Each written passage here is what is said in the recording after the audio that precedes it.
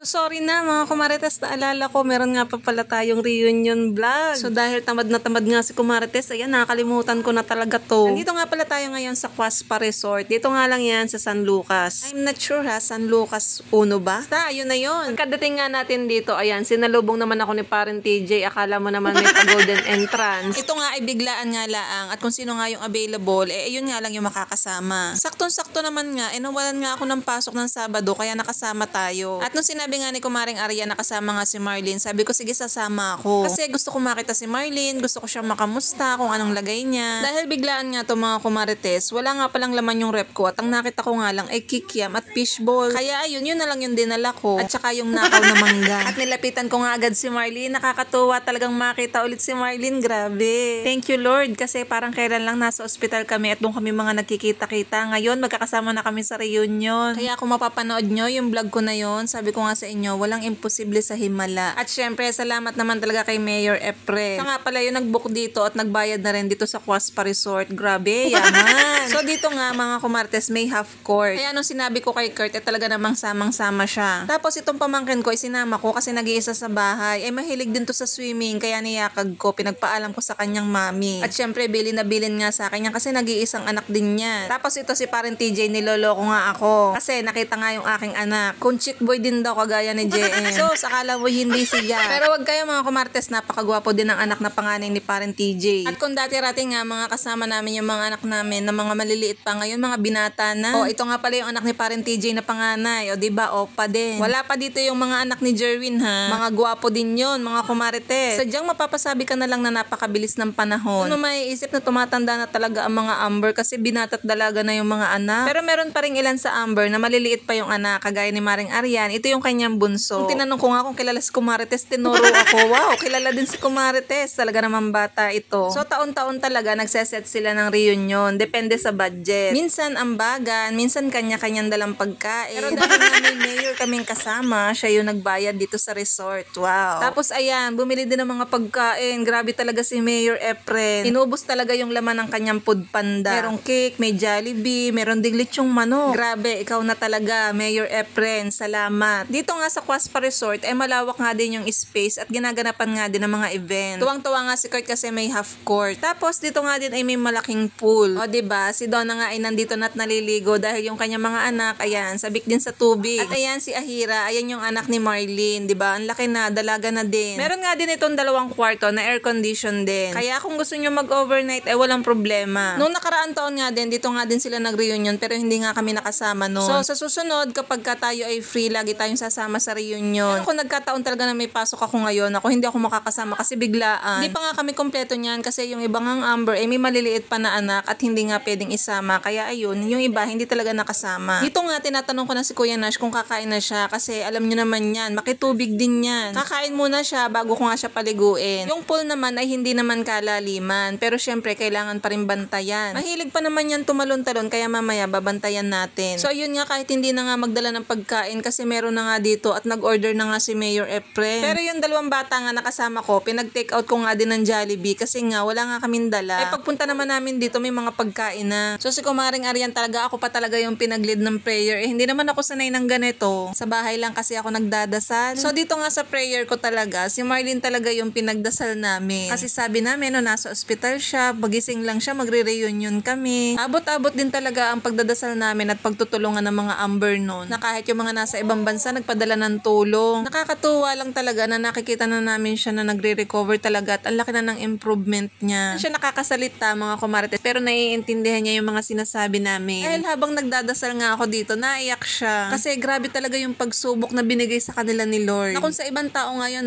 baka sukuan na nga lang talaga si Marlene. Pero grabe talaga si Nep, hindi talaga niya sinukuan si Marlene. Kung makikita nyo yung panahon na nasa ospital si Marlene, awang-awa kami kay Nep na basta mabuhay lang daw si Marlene kahit alagaan niya, okay lang. Dito talaga namin nasubukan yung pagmamahal ni Nep kay Marlene. Meron nga pala akong ipapakita sa inyong kaunting video. Kung panahon na si Marlene nga ay ililipat sa ibang ospital. Sorry na Nep ha, alam kong private to pero gusto ko lang i-share sa kanila kung gaano mo kamahal si Marlene. Uy, aminin nyo, kahit kayo kinikilig. Dahil sa totoo lang ha, bihira talaga yung makahanap ng ganitong partner na aalagaan ka. Ililipat nga siya dyan sa ibang ospital kasi kulang-kulang nga yung ospital dito sa atin. Dahil sa tagal nga niya sa ICU, ngayon nga lang ulit sila nagkita. tanda. At dahil miss na talaga ni Nep si Marlene, ayan, napupugtuloy ng halik. Nung high school nga kami, sila yung kasabayan namin na mag-partner noon. Nung pinakita ko nga kay Marlene yung video na to, hindi niya to tanda. Nung tinatanong ko siya kung naalala niya ba to, umiling lang siya, hindi niya talaga tanda. So alam mo na, Marlene, mahal na mahal ka ni Nep. Tanong mo naman, hindi ka talaga tinigilan ng halik. Alam mo naman, ang sinasabi niya, lakasan mo ang loob mo kasi gagala pa kayo ni Naahira. Magpagaling ka daw, tapos aantayin ka ng Amber. Noong mga panahon na yan, hindi niya yan tanda. Ito din talaga yung mag-partner na napakatibay ng samahan. Yung masasabi mo talagang till death do us part. Dito nga, naawat na nga ata si Nep ng nurse. Biruin mo ba naman, kalalabas lang ng ICU, pinapak mo na agad. Charot. Miss na miss ka lang talaga ni Nep, Marlene, kasi napakatagal mo talaga sa ICU. Kung alam mo lang, walang araw na hindi yan nasa ospital. Minsan magchat-chat kami kung may kasama ba siya sa ospital. Tapos ayun, kahit wala siyang kasama, naandun talaga siya, nag-aantay. Kasi kapag ka tumawag yung nurse, dapat meron ka mag-anak na nasa labas. So doon nga sa group chat, minsan magkakayayaan kami na pumunta ng ospital. Tapos kanya-kanya kami ng dala. Kasi alam din talaga namin yung hirap ni Nep May mga nagdadala ng diaper ni Marlene, wipe. Kami naman may dala kaming pagkain para kay Nep kasi alam namin hindi siya makakain